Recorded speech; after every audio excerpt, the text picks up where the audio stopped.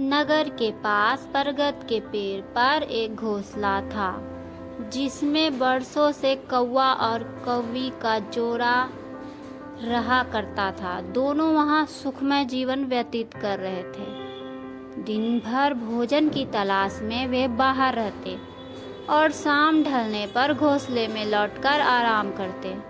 एक दिन एक काला सांप भटकते हुए उस बरगद के पेड़ के पास आ गया। पेड़ के तने में एक बड़ा खोल देख वह वहीं निवास करने लगा। कौवा का जोड़ा इस बात से अनजान थे। उनकी दिनचर्या यूं ही चलती रही।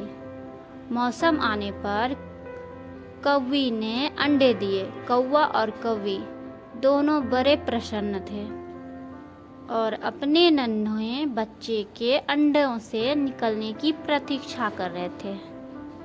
लेकिन एक दिन जब वे दोनों भोजन की तलाश में निकले तो अवसर पाकर पेड़ की खोल में रहने वाले सांप ने ऊपर जाकर उनके अंडों को खा लिया और चुपचाप अपनी खोल में आकर सो गया। कौवा कौवी ने लौटने पर जब अंडों को घोंसले में नहीं पाया तो बहुत दुखी हुए। उनके बाद से जब भी कौवी अंडे देती, सांप उन्हें खाकर अपनी भूख मिटा लेता। कौवे के जोड़े रोते रह जाते। मौका आने पर वह क्या करते? मौसम आ गया, कौवी ने फिर अंडे दिए, लेकिन इस बार वे सतर्क थे।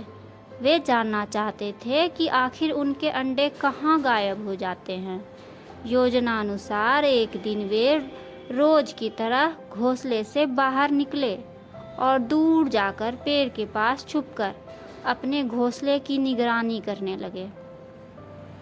कौवा कौवी को बाहर गया देख काला सांप की खोल से निकला और घोंसले में जाकर अंडों को खा गया।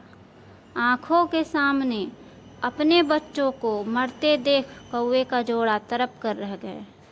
वे सांप का सामना नहीं कर सकते थे। वे उसकी तुलना में कमजोर थे।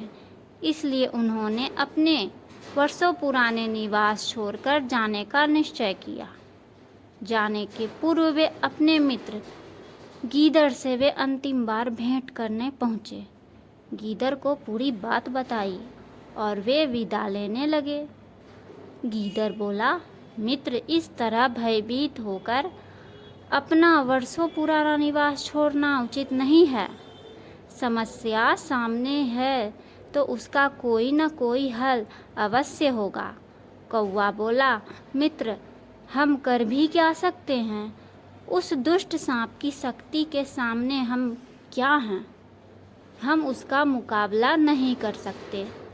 अब कहीं और जाने की अलावा हमारे पास कोई चारा नहीं है। हम हर समय अपने बच्चों को मरते हुए नहीं देख सकते।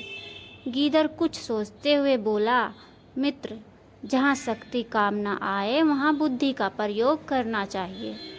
यह कहकर उसने सांप से छुटकारा पाने की एक योजना बनाई।